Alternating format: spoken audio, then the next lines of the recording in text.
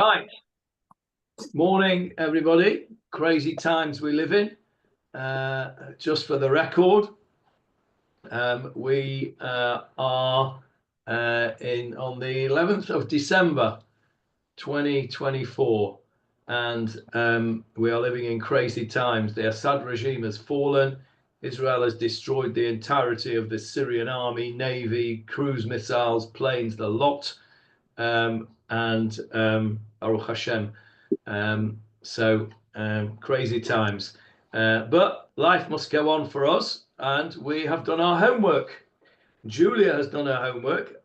Julia's homework was to find out what the adoption laws were in Israel regarding inheritance, because we said that in Jewish law there is no such thing as adoption, and therefore inheritance does not go to an adopted child. It can, of course, be given to an adopted child before one's death, and you can do this halachic trickery by making a will that is effectively not a will, but a gift an hour before you die. We spoke about that last time.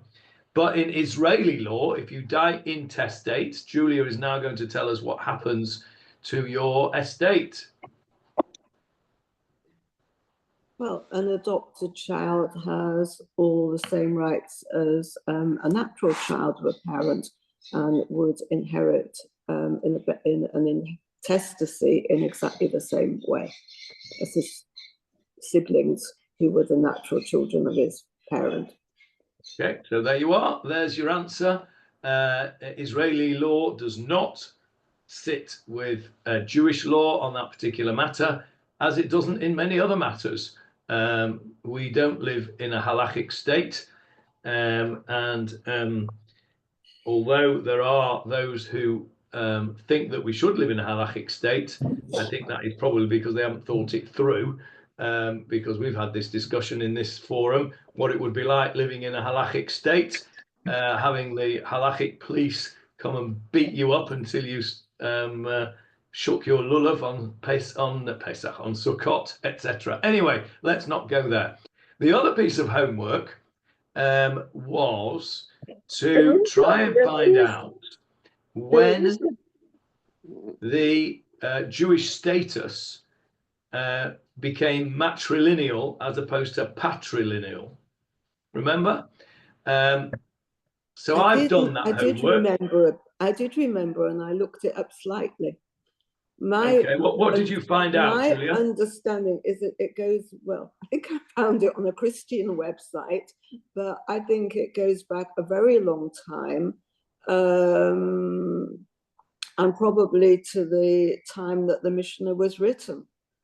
Prior to that, in the Torah, it definitely is different and patriarchal, but round about the times of the Mishnah, according to the site I looked at, it had already changed, but it was gradual over hundreds of years. Okay, well, that is definitely an opinion, and it doesn't matter that it came from a Christian site, because there is definitely a Jewish opinion that says that too. And if you remember last week time, well, I don't think it was last week, was it? Whenever it was we last met, I said that I'd looked many times and couldn't find a definitive answer. I had another look and still can't find a definitive answer. There are lots of different opinions. One of which is what Julia has just said.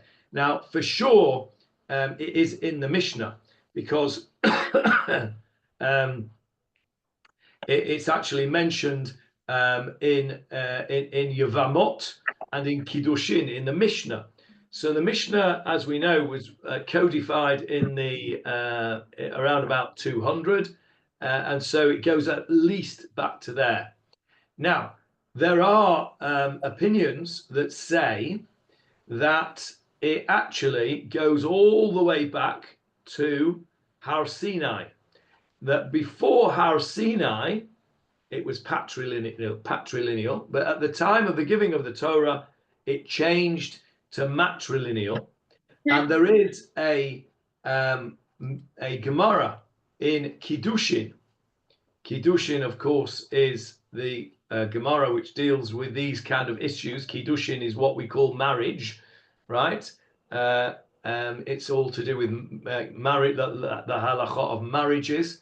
There's a Gemara in Kiddushin, 68b, and I'm going to show it to you right now. There you go. It is on your screens now. Amar Rabbi Yochanan, Mishum Rabbi Shimon ben Yochai. Rabbi Yochanan, in the name of Rabbi Shimon ben Yochai. So we're talking big hitters here. These are people who we've all heard of. They state there's a pasuk in Sefer Dvarim, right at the end of Parashat Ve'et Chanan, which says, Ki yasir et bincha me'acharai. Now, we need to go and look at that pasuk before we can go back to this Gemara to explain it. We need to see what pasuk it is quoting. So, there you are on the screen for you. This is right at the end of the Parashat Ve'et Chanan. It's chapter 7 of Deuteronomy, Devarim. Jeffrey, if you could read from the top, please. When the Lord your God brings you into the land which you are coming to possess it, he will cast away many nations from before you, the Hittites, the Girgashites, the Amorites, the Canaanites, the Perizzites, the Hivites, and the Jebusites, 7 nations more numerous and powerful than you. And the Lord your God will deliver them to you, and you shall smite them. You shall utterly destroy them. Neither shall you make a covenant with them, nor be gracious to them. Let's just stop there for a second. That is an interesting statement, isn't it? In the light of what's gone on in the last few days, you shall utterly destroy them, and don't make any covenant with them, and don't be gracious to them. It's a warning. This was the warning about the 7 nations that were in the land of Israel, and only about these nations that were in the land of Israel. They were not allowed to make any covenants of peace, which, by the way, is, for those of you who are in the or following the Tanakh Shiur, that is why the Givonites pretended to be from a long way away. Remember, we spoke on last Sunday about the Givonites. And we reminded ourselves that in Sefer Yoshua, they had pretended to come from outside Eretz Yisrael so that they could make a peace pact with Yoshua. Well, the reason they had to pretend to come outside Eretz Yisrael was because we have a halacha that Jeffrey's just read out. You're not allowed to make a covenant with them. And that meant the people in Eretz Yisrael at the time of the conquest. It did not refer to anybody outside of Eretz Yisrael, which is why the Givonites did what they did. That was just a by the way. Right, Jeffrey, verse 3. You shall not intermarry with them. You shall not give your daughter to his son, and you shall not take his daughter for your son. Stop there. That, of course, is the source of the abhorrence that we have for marrying out of the faith. This is the source. This is a Torah source, a halachic Torah law. You shall not intermarry with these people. Next verse, and this is the one that the Gemara quotes now. For he will turn away your son from following me, and they will worship the gods of others, and the wrath of the Lord will be kindled against you, and he will quickly destroy you. Stop there. Right. Now, before I put the Gemara back on the screen, so that you can't cheat, I want to see how good your Gemara copies. Why is the Gemara bringing this verse, verse 4 that you can see on the screen, why is the Gemara bringing this verse as a proof for matrilineal Jewish lineage?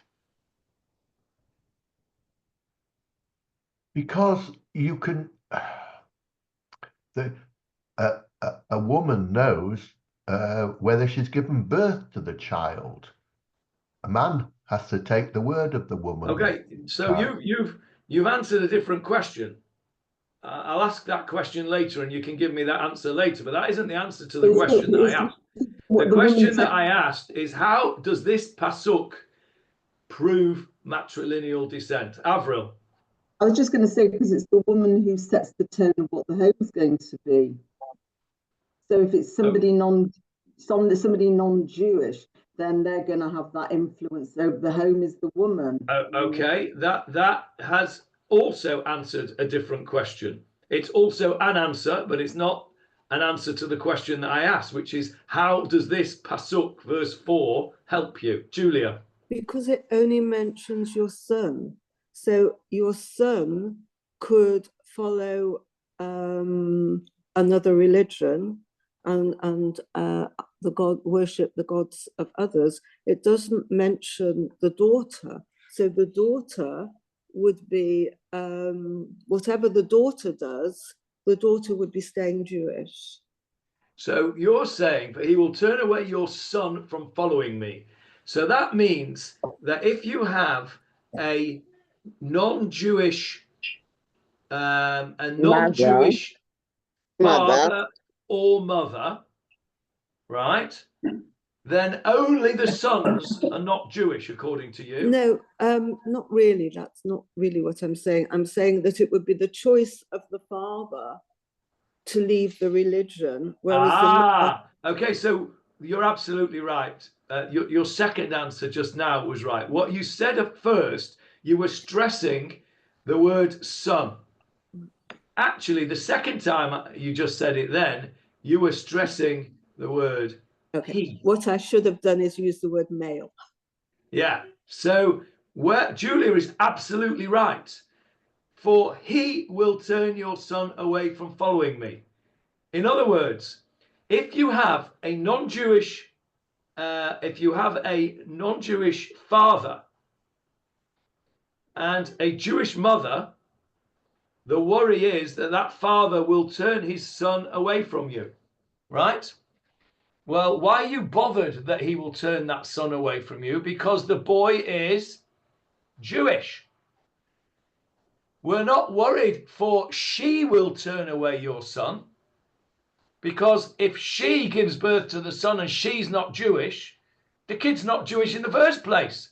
And so we're not bothered whether that child is turned away because he's not Jewish. So that is the Gemarah's approach to proving from the Torah itself that the line is matrilineal. Let's look at the Gemarah together and have a look. There it is on the screen for you. Now, look at this. Rabbi Yochanan says in the name of Rabbi Shimon ben Yochai, your daughter you shall not give to his son, blah, blah, blah, for he will turn away your son from following me. Since the verse is concerned that after one's daughter marries a Gentile, the father will lead his children away from the service of God. This indicates that your son, i.e. your grandson from a Jewish woman, is called your son by the Torah. But your son from a Gentile woman is not called your son, but her son. Exactly as I said, that it's only, let's go back to the pasuk, we're worried that he will turn your son, meaning a Jewish boy. If he's not Jewish and she's Jewish, the boy's a Jewish boy. It refers to girls as well. But they're Jewish children. And we're worried that the father will turn him away. But he's a Jewish child. We're not worried about a woman turning who's a non-Jewish woman turning her son away from God, because he's not Jewish, because it's only Jewish through the matrilineal line. Got it? Can I voice an opinion? You can. Without the verse and everything, if we look back to the fathers, Abraham, Yitzhak, and Yaakov, only the wives that are Jewish, their children are considered lineage. There were other children. There was Hagar's son. There was the sons of the Pelegish, also presumably Kings David and Saul had other children, and only the children of Jewish women are noted and written. Okay, let me stop you there, Hannah. Who would like to disagree with Hannah? I think they are listed. So I don't wish. All right. Okay, Jeffrey would like to disagree with Hannah. Give me an example. Jeffrey, where the children of a non-Jewish wife are listed as their children. I can think of two examples that come to mind in the Torah, which I think challenges Hannah's theory. Could you repeat your theory, please, Hannah? Only if we look at the history, the fathers, Hagar, only the children, only the sons from Jewish women are considered lineage in the Torah. Hagar's children are not considered. Hagar's son Ishmael is not considered Jewish. He's not lineage for us. I also said that I seem to remember somewhere where Solomon, David, had 1,000 wives. Presumably, he had more children than are considered, let's say, lineage that are in the Torah, and they're not listed. So throughout the Torah, it looks like, just offhand, that the children that are considered lineage are only those from Jewish women. Okay, right. So, Jeffrey. Well, I think she's wrong, because I'm thinking in terms of Lot, who founded other dynasties, and then the issue from those dynasties became into the House of Judah and King David, and it's listed. And the tribes as well. The tribes some of them were I don't remember, the children of the handmaids, weren't they? Okay, so you've got Bilhah and Zilpah, who gave birth to and they were in the same category as Hagar. Hagar was given to Abraham because of infertility. So were Bilhah and Zilpah, and they're considered the tribe. So that's definitely correct. Any others? The rabbis say that the children of the handmaids of Isaac, of Jacob, were converted, were Jewish. And further to that, I read last week that they're also considered Lavan's daughters, by another marriage. Oh, okay, that kills my argument. But that they converted to what was then considered Judaism.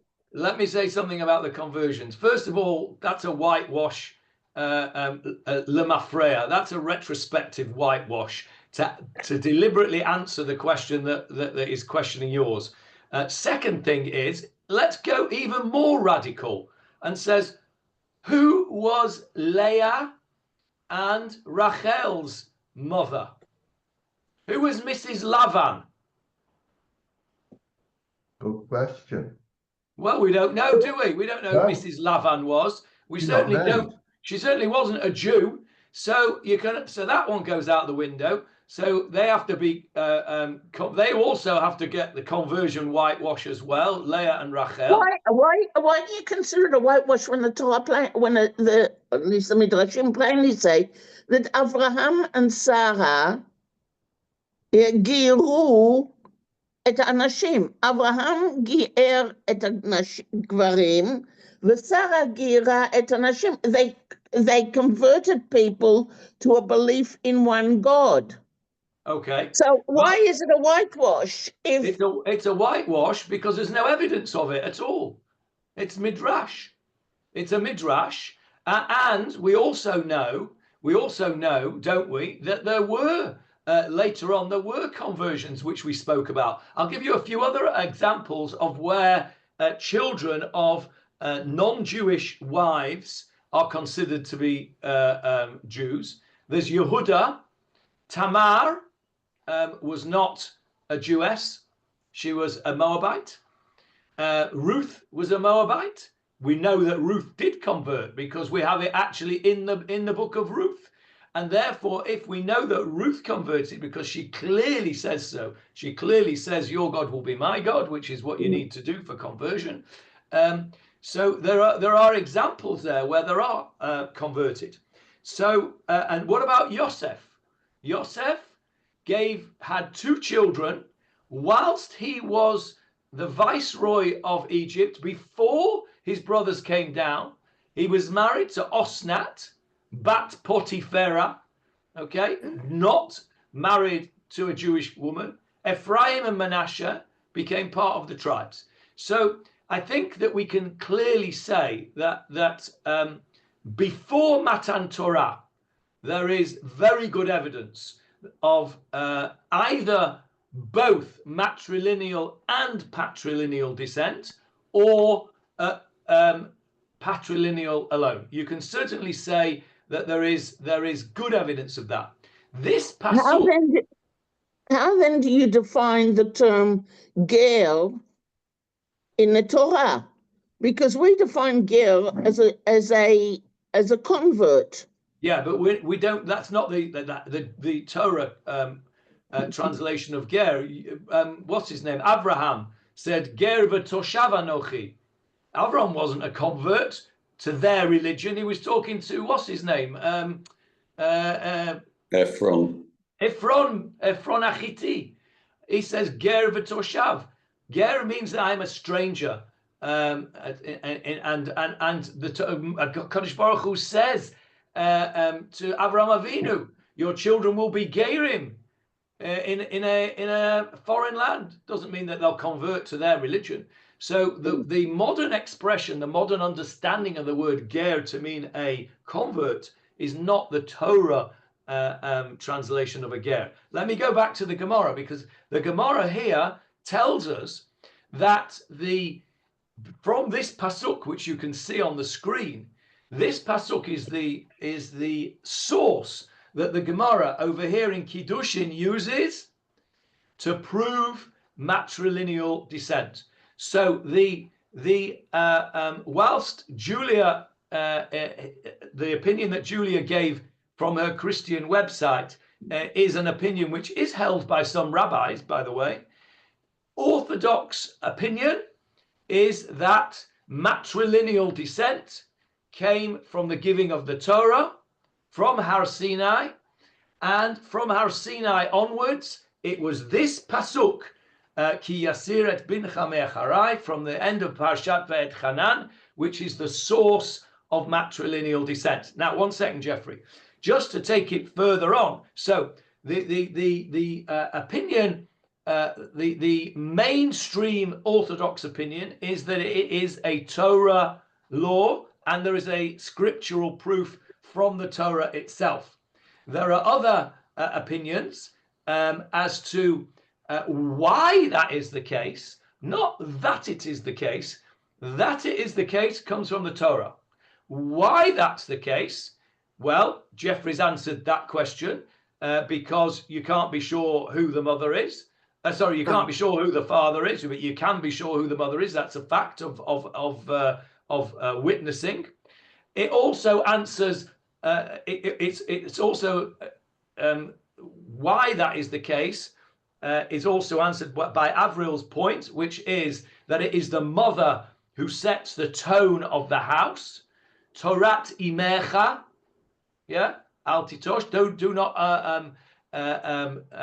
Do not abandon the Torah of your mother. It's the mother that teaches the young child the Torah, which tells us something else, by the way, and that is that there is no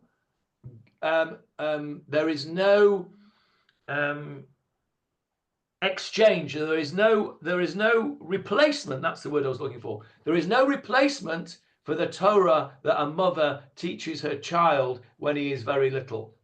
You can be, and that's why, and I don't denigrate anybody who is a Baal Tshuva, but somebody who has had it drunk in with their mother's milk, as it were, who's had their mother's Torah from a very, very young age. There is something very, very special about that a Baal Tshuva just is unfortunately not able to get, and a ger is not able to get. It's just a fact of life. Torah imecha, the Torah of your mother, what your mother taught you from a very young age, that Shema Yisrael when you went to bed at night, that Torah values, even if it wasn't observancy, those Torah values, those Torah ethics that your mother taught you as a very small child, that is what Avril was talking about earlier on. So it's a fascinating subject, this matrilineal thing. There are two rabbis who are quoted quite often on this topic, and it's really very interesting to know who they are. The first one is the late great chief rabbi prior to the late great chief rabbi Jonathan Sachs, and I'm talking about Lord Rabbi Dr. Emanuel Jakubowicz, who was, those of you who knew him or had the privilege of meeting him as I did once or twice, only met him once or twice very briefly, never had a particularly close relationship with him as only a young man. A great man. I've read many of the things he wrote because he was known as the father of Jewish medical ethics, which of course was my particular interest from going back almost 40 years. So he says like this, he writes in his book, he writes, several reasons may be given for the rule. A child from a mixed marriage could not legally be a 50% Jew, growing up with a half commitment or a double faith. A choice must be made, and once made, it must be consistently applied in all cases, since no law can be arbitrary or subject to personal variations. In other words, what he's saying is, somebody's got to make a decision, and when you've made it, that's it. You've got to stick to it. Now, in making this choice, the certainty of maternity must be set against the doubt of paternity. That's Jeffrey's point. However small this doubt may be. In such cases, Jewish law invariably invokes the rule, a doubt can never overrule a certainty. It's a halachic statement. It's called a shema and a bari. Shema means perhaps, bari means certainty. A bari always overrides a shema. So this is a halachic. So there's a halachic rule here of Jeffrey's point. He goes on to say this. Listen to this. This is very interesting. And in a way, this is what Avril was saying. He says, even in nature, the mother's bond with her child is in some respects firmer than the father's. It was Eve, Chava, who was so called because she was the Aim Kol Chai, the mother of all living beings in Bereshit. Whereas Adam was not named Chaim as the father of all life, only Achava was given that name. It must also be remembered that Jewish law, unable to sanction or recognize a mixed marriage as religiously valid, technically regards the child as born out of wedlock and therefore legally having a mother only. Legally, according to a halacha, a child who is born to a non-Jewish father does not have a father technically, and he's called up, by the way, not Ben. Well, you can call him Ben Avraham if you don't want to embarrass him, but his correct name and his name on a ketubah would be Ben Ha'isha, his mother. So a son of a mixed marriage of a Jewish woman and a non-Jewish father on his ketubah will be called Ben, his mother. Okay. In a wider sense, and this is exactly Avril's point, and this is Rabbi Jakubowicz writing. In a wider sense, the determination of the child's religious status by the mother may also indicate that she has the superior influence on the child's religious development. Exactly what Avril said. So we have in our shiur here very the essence. Both Jeffrey and Avril here have said the essence of what the great Rabbi Jakubowicz said. If you want to read the full book, it's called The Timely and the Timeless, published in 1977 by Rabbi Emanuel Jakubowicz. The Timely and the Timeless. Don't know if it's still in print, but that's what he wrote. Now, the other rabbi who is quoted widely on this issue is, let's see if you can tell me who it is. If I tell you that he was the rabbi that was almost the chief rabbi before Rabbi Jakubowicz. No. First of all, he was in Germany, and second of all, he was a long time before. He was candidate to be chief rabbi of England, of Britain. Long before. 100 He was years before before. Hertz, I think. Go on. Who is it? Who am I talking about? Who nearly became chief rabbi before Rabbi Jakubowicz? Well, I can tell you who it was before Rabbi Brodie. Chief Rabbi Brodie was Louis Jacobs, but Louis Jacobs is exactly who I'm talking about. Well, that was it, but he was fated to be chief rabbi before it was given to Rabbi Brodie. Really? Are you sure? Yeah, I'm positive. Okay, I thought it was before Rabbi Jakubowicz. No, I think you're right. I'll bow to your superior knowledge. Anyway, it was Rabbi Louis Jacobs. Let me tell you what he wrote. He wrote like this. He says, there has been a development of the law in these instances from biblical and pre-rabbinic times.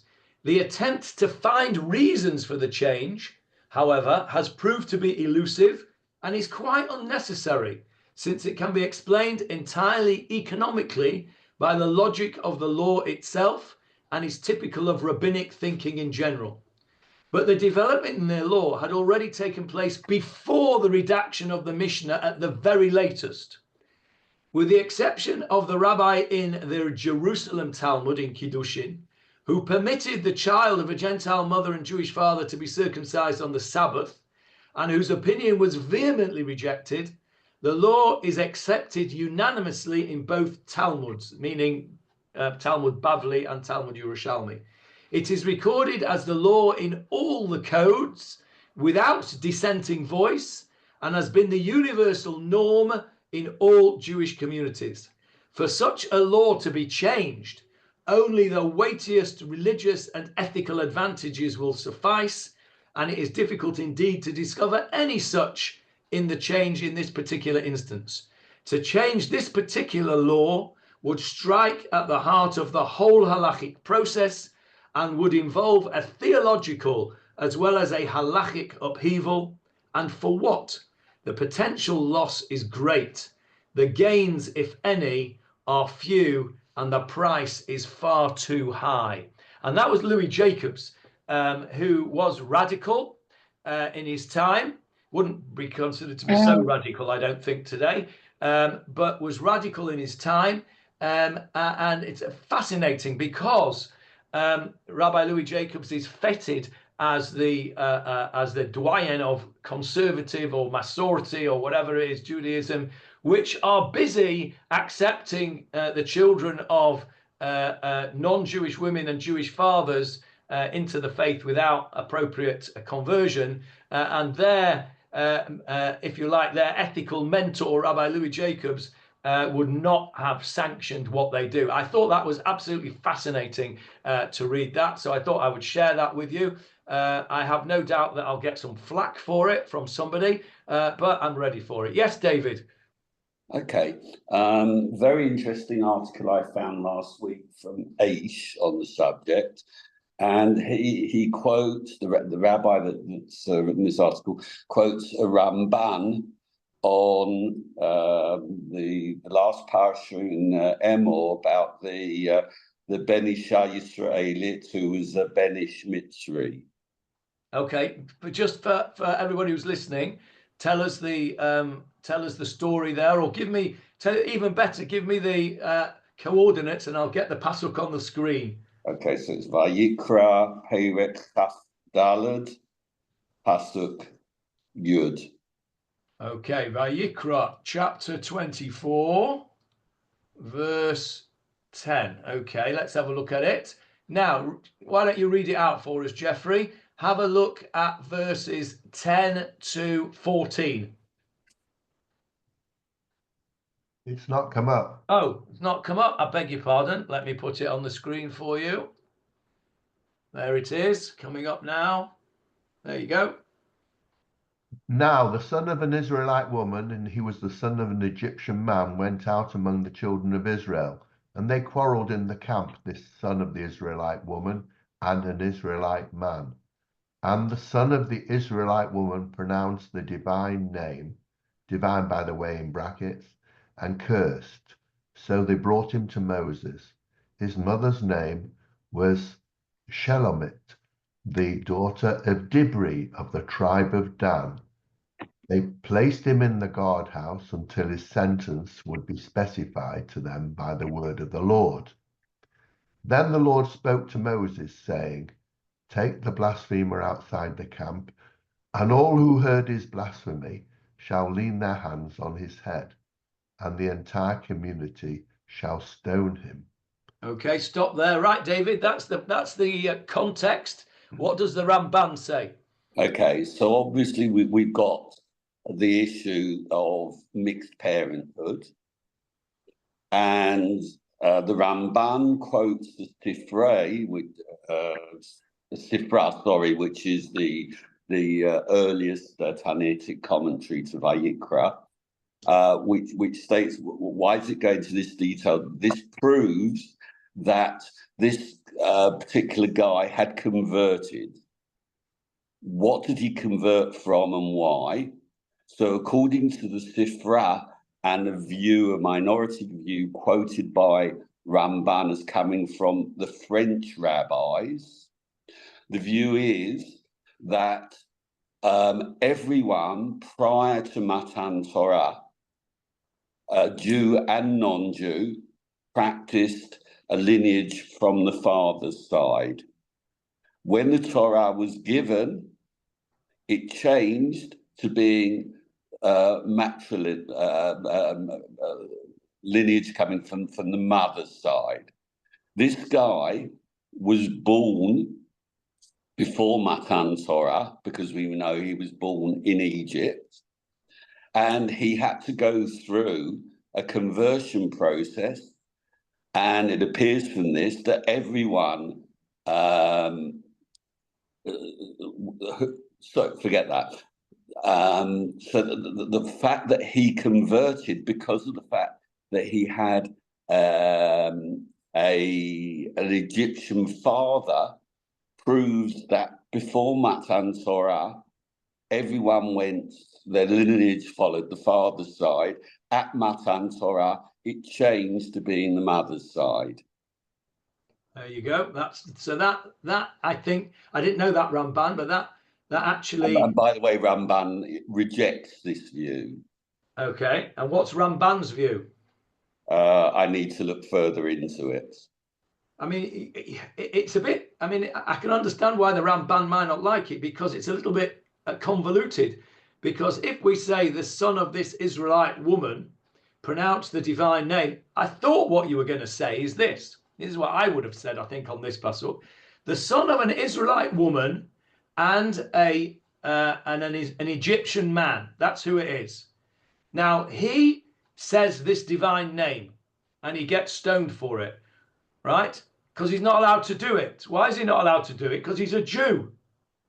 What's the halacha if a non-Jew says the divine name? I don't know. Maybe he gets stoned as well. But I thought you were going to say that this proves that, because this is after Matan Torah, I thought you were going to say that this proves that because it tells you he's the son of an Israelite woman, then he's a Jew.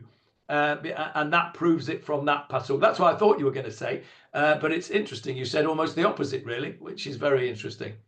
Well, that would be the inference. But the author of this article uses this Ramban to back up the fact that prior to Matan Torah, as there was no formal Judaism, people always followed the father's lineage. After Matan Torah, it changed to the mother. And this is, according to this article, a dispute between Orthodox Judaism and Reform and Conservative Judaism, whereas the latter claim that the change came about at the time of Ezra. Yeah, that's another, by the way, that's, yes, thank you for that. That's another opinion, is that it came about at the time of Ezra, which would be about 430 or something BCE. One opinion is that the mainstream Orthodox opinion is it came in at Matan Torah. There's an opinion that says it came in with Ezra. There's an opinion that says it came in at the time of the Mishnah, or just before the time of the Mishnah. Certainly by the time of the Mishnah, it's well established. That nobody disagrees with. So it goes back at least 2,000 years and possibly 3,500 years. A fascinating subject. And I thought it was very interesting to read what Rabbi Jakubowicz and Rabbi Louis Jacobs both said about that. We've done our homework now. By the way, Johnny, remember what happens at Matan Torah, where the people go through a purification process, including Brit Milah and Mikveh.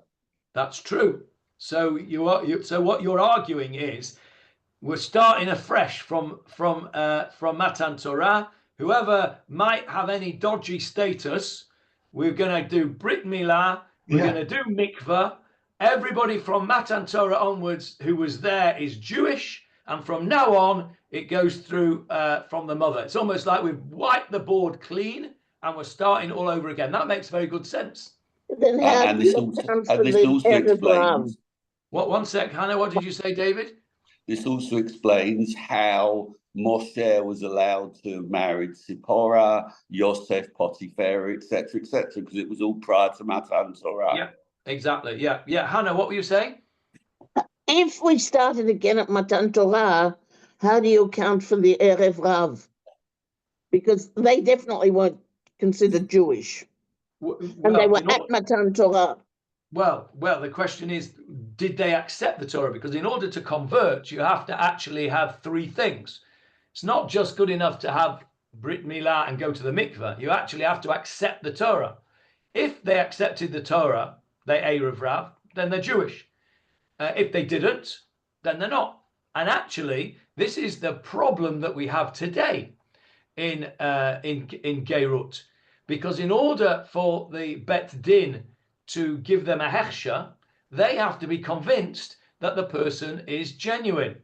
And because they, are by definition, understandably cautious and suspicious that people are not genuine, they make it difficult. And they have to prove, the person has to prove that they're genuine.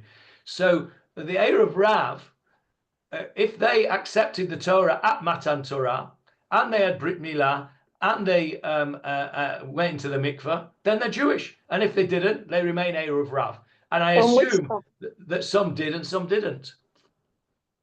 And which tribe would you attach them to? Oh, that's a good question. Which tribe did Gerim go to?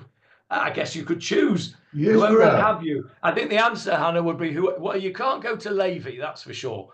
But I think it would be whoever would have you, and it's nothing's changed today either. Whichever group of Hasidim will take you, that's all you'll have, or what have you. Jeffrey, you wanted to say something? Only that I did remember learning that not only Jews or children of Israel came out of Egypt at the time of the Exodus. That's what Hannah was talking about just now, the Erev Rav. Yes, they were joined. And the conversion, if you like, took place at Mount Sinai. It was that we learned a long time ago. That's what we were talking about. Hey, Hannah, we've got a better question. What about the Givonites that we've just been talking about earlier on? Because they were sort of Jewish. They were sort of accepted because they made a pact with Yeshua, but it wasn't really genuine, and really they weren't accepted, and they were put on one side, and they were made into water drawers and nochschleppers, and they were never fully accepted. Why? Because really they were Erev Rav. Really, they didn't really accept Ol Malchut Shamayim. It's a fascinating subject. It's a real thorny topic, this topic of conversion. As a moil, I can tell you over the years I had some right difficult cases where I've had children of non-Jewish mothers where the mother has converted or not converted or got a dodgy conversion, or an absolute Pandora's box of nightmares, I can tell you. Fascinating subject. And I think that the point that we need to just stress is, again, let's just go through what Rabbi Jakubowicz said. Number one, you've got to have a rule. You can't have a free-for-all. And that's the problem with the reform and conservative and liberal approach is a bit of a free-for-all. You can't have a free-for-all. You've got to have a rule and you've got to stick to it. Secondly, the mother is absolutely vital in this whole process. It could just be Jeffrey's point that, not everybody can guarantee who their father is, but they know who their mother is. But I think Avril's point is an incredibly important point, and one that we mustn't lose sight of, which is that the mother plays an absolute pivotal role in the education and the welfare of the child. And what's interesting, if you speak to my wife, who is a very experienced and savvy psychotherapist, she will tell you that the vast majority of the problems of the clients that she counsels stems from childhood relationships, largely with the mother. Modern psychology is telling us what Judaism has told us thousands of years ago. The Torah of your mother, the teaching and the love and the relationship and the ethics that are taught to you by your mother are absolutely vital for good mental health and proper living. So we haven't done any Gemarah yet, so we ought to do some Gemarah. We've just did our homework. Yeah, go on. I have a query. Would you consider the Midrash that says that Potiphar had been castrated and couldn't have children, and Osnat was an adopted child, and she was actually the daughter of Dinah from her relationship with Hebron? Would you consider that a whitewash? Personally, yes, but I fully accept that is somewhat heretical. I don't, the Ramban, we spoke about the Ramban before. The Ramban says that anybody who believes all the Midrashim to be true is an idiot. And anybody who believes that none of them are true is an apikoros. The skill and the challenge is to know which are which Midrashim are there to teach us a lesson, and which Midrashim are there to be accepted at literally and face value. And you know what? It doesn't really matter. If Osnat was the daughter of Dinah, then Yosef has married his niece. Okay, are you allowed to marry your niece in Jewish law? Yes. No, I don't think so. Are you? You're allowed to marry a niece in Jewish law? I don't think so. I can't remember. There's one. I don't think you can. One side of those things. No, I don't think you can. I think we read it on Yom Kippur in the afternoon. I don't think you can. Cousins are allowed to marry. Yeah, you can marry a cousin, but Osnat would have been his niece. If she's the daughter of Dinah. I think it's a forbidden relationship. Yeah, it is. You're not allowed. So, Hannah, if you accept that Midrash, then Yosef has, and if you accept that the Avot and everybody else then kept the Torah before Matan Torah, then we've got a problem. So do I think that Midrash is a whitewash? I think that, let me put it this way, I think that it is there to smooth things over, if you like, to explain a problem that we have, which is that Osnat was not Jewish. she was the daughter of Potipharah. Yes, there's a midrash that says that she was the daughter of Dinah. If she was the daughter of Dinah, Yosef's got a problem because he can't marry her. And it's a bit like, what about Yoshua? Did Yehoshua marry? Oh, my mind's gone a blank. Can't help me out. The prostitute in the walls. Rahab. Rahav, yes, thank you, Rahav, thank you. Mine went a blank there. Yoshua married Rahav. Did she convert? Presumably, or else he wouldn't have married her.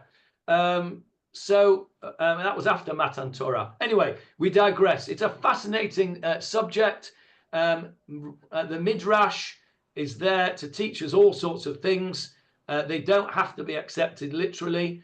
Ramban says so. But you can't say that none of them are true, because then that makes you an apikoros. But you can't say that they're all true literally, because that makes you a fool, according to the Ramban. You pays your money, you takes your choice. Right, let's do a little bit of Gemarah, since this is a Gemarah share. But that was a very interesting piece of homework that we've done. Let's go to Sanhedrin and just do a few lines the last 5 minutes.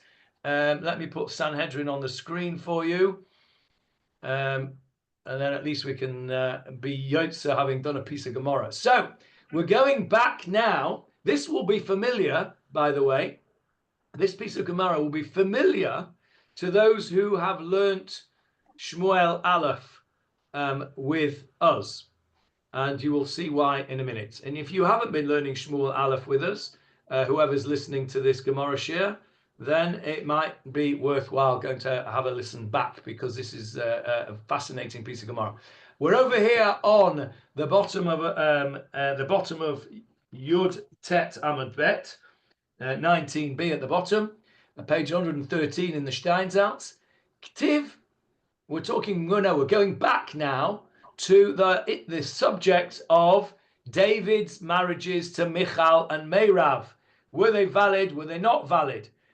Michal was given to whom, I should say. Who was Michal given to other than David? Some soldier or some general or something. He was given to, it's on the screen for you here. Palti. Yes, remember Palti? She was given to Palti. Ktiv Palti, uktiv Palti El. So the Gemarah is telling us that in Shmuel Aleph, this fellow is referred to as Palti. Let me show you where he is referred to as Palti. There we go, verse 44 on the screen, Jeffrey. And Saul had given his daughter Michal, wife of David, to Palti, the son of Laish, who was from Galim.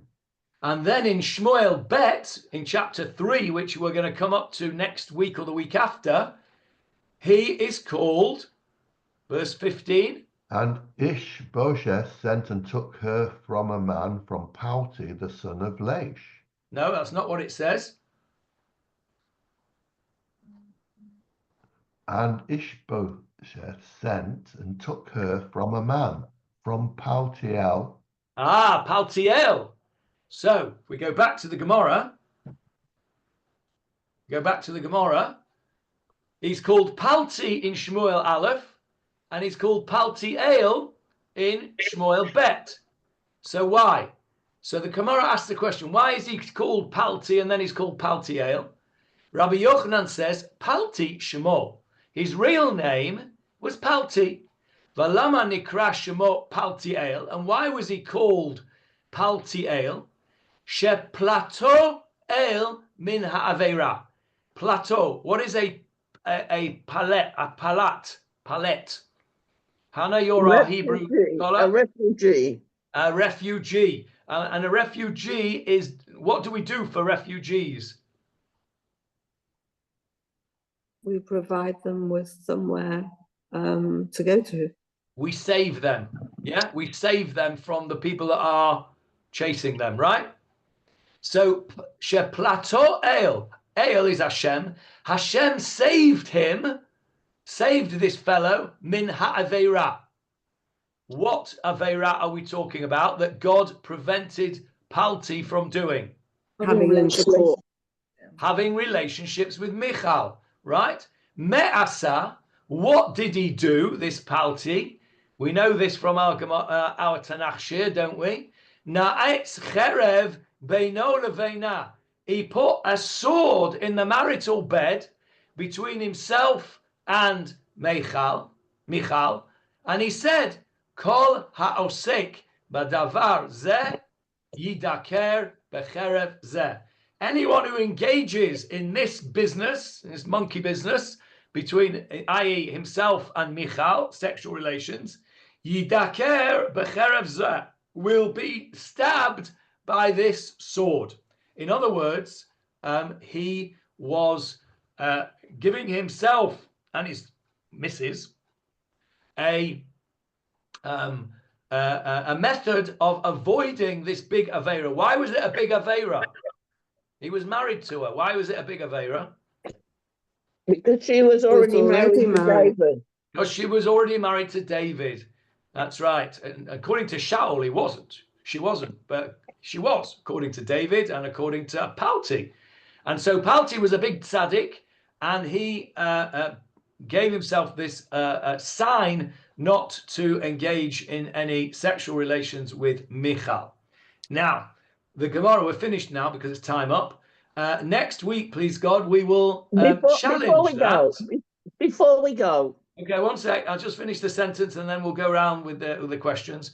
The Gemara will challenge that next week, and then we will see how it all comes out. First Hannah and then Julia. Yes, Hannah. A man can marry his niece, but he can't marry his aunt. A man can marry his niece and can't marry his aunt. Okay, maybe you're right. I'll have to check that out. You could be right. I thought a man could not marry the daughter of his brother or sister. Might be wrong. I'll check it out. And we'll. That's my homework for this week. I have to check that out. Yes, Julia. Is there any significance in the fact that Mirav's husband was called Adriel? I think.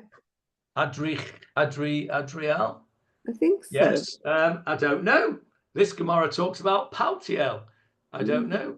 But it's a coincidence. If his real name was Adri, we may have a good question. Don't know. That's another piece of homework. All right. You can look that one up, Julia. That's your homework. Right. Any questions? Any comments? Hannah's not happy with me today, but but I'm very happy. I came to your shiurim for a learning experience, and it's a very well-rounded learning experience. Jolly good. Well, you don't have to take everything I say as correct. You're fully entitled to challenge it. All part of the learning process is challenging. Right. Okay. Was this Midrash whitewash, Johnny? This Paltiel one. Yeah. I don't know. Well, let's see what happens next week. Let's see what the Gemara says next week. Thank you, Johnny. All right, everyone. Thank you. Bye, everyone. Brilliant. Thank you, Johnny. Thank you. Bye. Thank you.